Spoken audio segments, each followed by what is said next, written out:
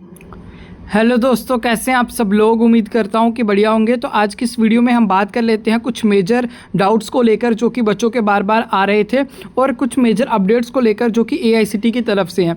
जैसे कि बहुत सारे बच्चों का लगातार ये एक इशू बना हुआ है कि आप जो है वो अपनी स्कॉलरशिप एनएसपी के पोर्टल पर अप्लाई नहीं कर पा रहे हैं। ठीक है, तो उसका इशू जो है वो कैसे रिजॉल्व होगा उसके ऊपर हम बात करेंगे इस वीडियो में।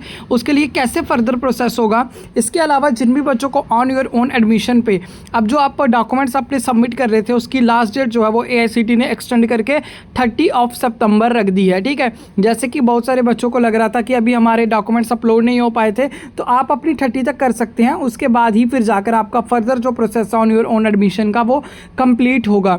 इसके अलावा जो भी बच्चों को डाउट्स आ रहे हैं कि एनएसपी पर आपका प्रॉब्लम सॉल्व क्यों नहीं हो रहा है और आप अपना एनएसपी वालों का आप अपने जब नोडल ऑफिसर से पूछते हैं तो उनको कुछ भी उसके बारे में पता नहीं है।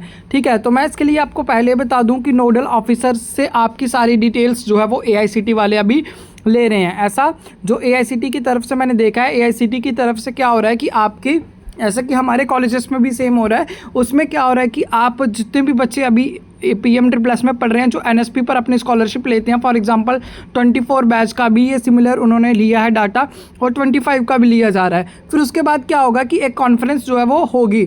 अभी कॉन्फ्रेंस की एग्जैक्ट डेट हमें नहीं पता है क्योंकि वो ऑफिशियल डाटा हमें शेयर नहीं होता है बट नोडल ऑफिसर्स को शेयर होता है। इसलिए मैंने आपको बोला कि आपको जो भी स्कॉलरशिप का अप्लाई करना है एनएसपी पर, आप अपने नोडल ऑफिसर से जाके इसके बारे में बात कीजिए। ठीक है, वो क्या करेंगे, एआईसीटी वाले अब उनके पास कॉन्फ्रेंस करेंगे, उसमें उनको पूरा समझाया जाएगा कि कैसे कैसे ये पूरा प्रोसेस कराना है। फिर आपके नोडल ऑफिसर आपको बताएंगे कि कैसे आपको एनएसपी पर अप्लाई करना है और फिर आपका जो डाटा है वो एनएसपी पर अपलोड होगा।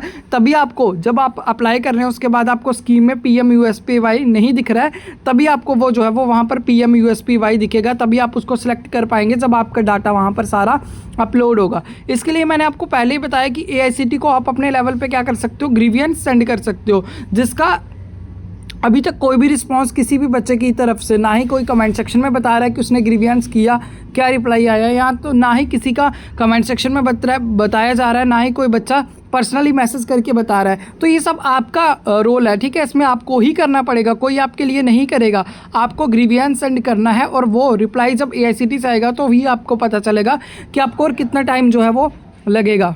ठीक है, क्योंकि अगर आपका 31 अक्टूबर अभी लास्ट डेट है, अगर ये डिले करते हैं इस प्रोसेस में तो वो फिर ऑलरेडी आपका जो टाइम है वो आपको एक्सटेंड हो जाएगा, आपको फर्दर टाइम जो है वो अप्लाई करने का मिल जाएगा। ठीक है, होप आपके सारे डाउट्स जो हैं वो क्लियर हुए होंगे। मैं आपको बार बार कह रहा हूँ कि ग्रीवियंस सेंड कर आप एआईसीटी से पूछ सकते हैं कि आपका ये प्रोसेस जो है वो कब फंक्शनल होगा, कब आप अप्लाई कर पाएंगे। तो जब आप वहाँ पे करेंगे तभी वो इशू जो है वो आपका रिजॉल्व होगा। Okay, thank you.